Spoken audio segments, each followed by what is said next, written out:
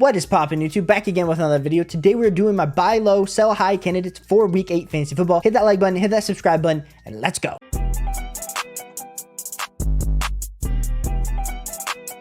My first player we're talking about buying low today is gonna be Bijan Robinson. Mr. Bijan Robinson, Mr. Sick Arthur Smith hates you, Bijan Robinson, did not have a good day this last week. And if you own Bijan Robinson, you most likely lost and you are pissed. And whoever owns Bijan Robinson is likely a little bit peeved. When you score below 1 fantasy point and you're projected like 18, that ain't gonna fly because none of us knew my man was sick. And we were just a little bit ticked about that. The NFL kind of slapped the Atlanta Falcons on the wrist a little bit. But the thing is, Bijan Robinson the last few weeks, 13 fantasy points, 11.8. It wasn't great the previous 3 weeks. He's had a down last 3 weeks. But the thing is, he started off super hot. 20 points, 21 points, 10 points, 18 fantasy points. So Bijan Robinson, we know the elite level running back that my man can be. I think as we look on the rest of the season, we look at the way that these rookie running backs typically get involved. It's typically past week 7, past week 8. And Bijan Robinson has already had a significant role on the Atlanta Falcons offense. Now, we can't say the same for Kyle Pitts. We can't say the same for Drake London. But we can say that about Bijan Robinson. As much as we hate seeing Tyler Algier, Cordell Patterson trap their butts out there, it ticks us off. But anyway, Bijan Robinson, buy low candidate. If I could trade Isaiah Pacheco, Kenneth Walker, those are moves that I'm willing to do to secure Bijan Robinson, secure that upside onto my fantasy football roster. You might not like it, but those are the moves that I would recommend. You could probably even potentially get Bijan Robinson for less. If I gave you an offer that was any less, you'd probably tell me I'm an idiot, but we have seen worse deals get done. So go see what Bijan Robinson is going to take as our first buy low candidate for week 8. Our second buy low trade candidate is going to be Tony Pollard. This Cowboys offense, it's been all over. I mean, CeeDee Lamb, Dak Prescott, Mike McCarthy. There's a lot of things that you may or may not like. And since you drafted Tony Pollard in the back end of the first, early second, you might be thinking, what's been happening with him? He had a pretty good day in week 6, 17 fantasy points. And like I said, he was on bye in week 7. But the previous weeks, 9, 8.4, 15, 19, 22, whoever has Tony Pollard, they're probably not in a great position just with how he played and with the buys. So Tony Pollard is definitely someone that I'm willing to go look to buy low. If I can flip James Cook for Tony Pollard, give me Tony Pollard. If I can flip Derrick Henry for Tony Pollard, give me Tony Pollard. If I can give Brian Robinson for Tony Pollard, give me Tony Pollard. And those are all guys that we've either heard discussions around trades and or have seen trades in leagues that I'm in. So go see what Tony Pollard is worth in your league. I think Tony Pollard, the upside is still top 8 rest of season for my man Tony Pollard. My next buy low player is going to be Davante Adams. Davante Adams for the Raiders. It's been an up and down season for Davante, no lie. Between the Raiders getting rid of Derek Carr, to bringing in Jimmy G, to him requesting a trade, for them not to honor the trade. I mean, it's been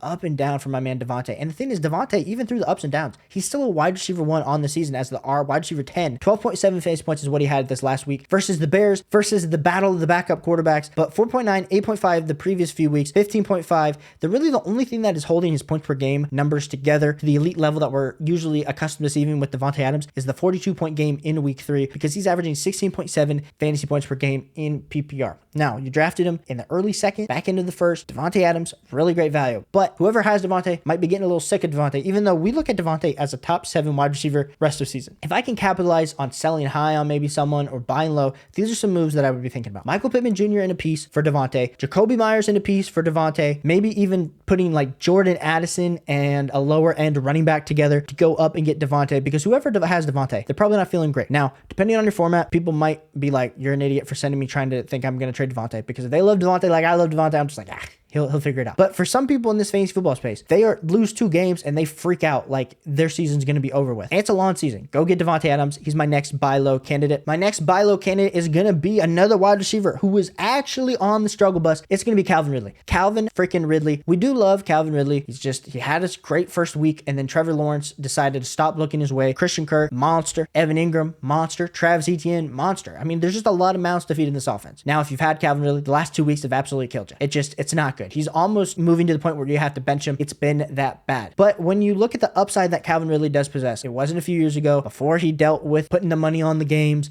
that Calvin Ridley was a top 5 wide receiver for the Atlanta Falcons. And I think he still has shown glimpses of that. It just hasn't emerged when you're talking about Calvin Ridley. Right now, Calvin Ridley is the wide receiver 37 on the season. Like I said, 1.5, 6.6 fantasy points in the last 2 weeks. Who are some guys that I'm willing to trade for Calvin Ridley? I think Calvin Ridley does still have some upside. Chris Godwin. If I can flip Chris Godwin, get Calvin Ridley on my team, I will definitely hold that. If I can flip Tyler Lockett and get Calvin Ridley, that's another deal I'd be looking to do. Gabe Davis for Calvin Ridley, maybe even Tutu Atwell for Calvin Ridley. I don't know how doable that one is, but Tutu Atwell has outscored Calvin Ridley so far this season. But like I said, those are some moves that I'd be looking to do to add Calvin Ridley to my roster. Buy low, get those high-end wide receivers, players. If you got the running back, get those high-end wide receivers to hopefully get you some wide receiver production. My next buy low is going to be Chris Olave. Now, there's been a lot that's been said about Chris Olave, both with him in his personal life here recently, but last week, 12.7 fantasy points. Week before that, 16.6. But the weeks before that, 9.2 and then 1.4. The thing with Chris Olave, we've been talking, he's been taking the progressions. This Saints offense has just been so up and down. It's hard for him to have solid fantasy football production. It feels like the last few weeks, but I still think Chris Olave can end as a high-end wide receiver 2, low-end wide receiver 1. I actually still have him as a low-end wide receiver 1 on a week-by-week basis. So I would definitely be looking to see if I could trade like a Hollywood Brown, a George Pickens, even potentially like a Brandon Ayuk for Chris Olave. I know the Brandon Ayuk for Chris Olave is probably going to get some comments, but I do like Chris Olave more than Brandon Ayuk rest of season. Now, of course, if he somehow gets suspended for more than one game, of course, we'll push Chris Olave back down our rankings. But I think Chris Olave, especially with the news, I think it's a great time to buy low. We talked about some buy low candidates. We also love to talk about some sell high. We love the negative here on the channel. So my first sell high candidate is going to be James Little Cook, little brother to Dalvin Cook. We loved James Cook earlier this offseason when we were talking about how he was going to become the bell cow for the Buffalo Bills, how that was going to be great for him,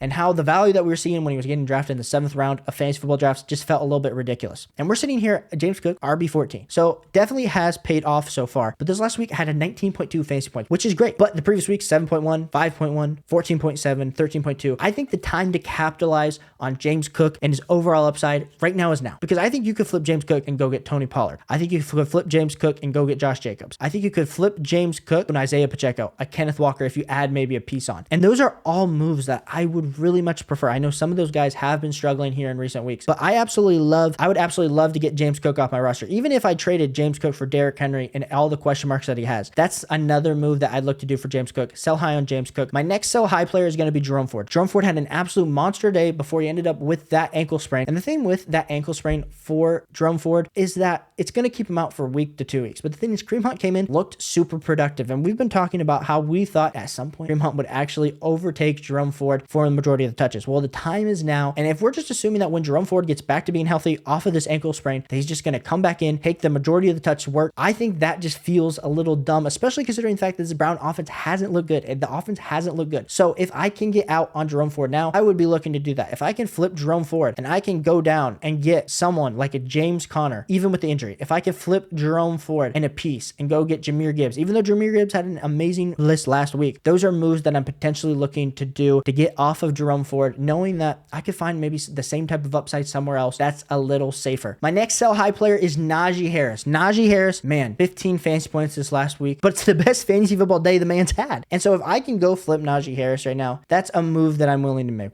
The fantasy football community has kind of soured on Najee Harris, but there is probably some Steelers fan in your league, some fan that looks and says, wow, he had 15.8 fantasy points, but they're not looking at the overall metrics, not looking at the fact that he's RB36 overall on the season so far. I'm willing to get out for Najee Harris. Can I flip Najee Harris? And can I get into a Dameon Pierce, a James Conner? Like, those are moves that I'm willing to do for Najee Harris. As much as I don't like Dameon Pierce and James Conner's injured, I think those are moves that you could definitely secure for yourself, higher level upside rest of season if you were to get out on Najee Harris. So appreciate you guys so much for tuning in this video. We'll be back again with another video tomorrow. Hit that like button, hit that subscribe button if you're new, and I'll catch you guys on the next one. Peace.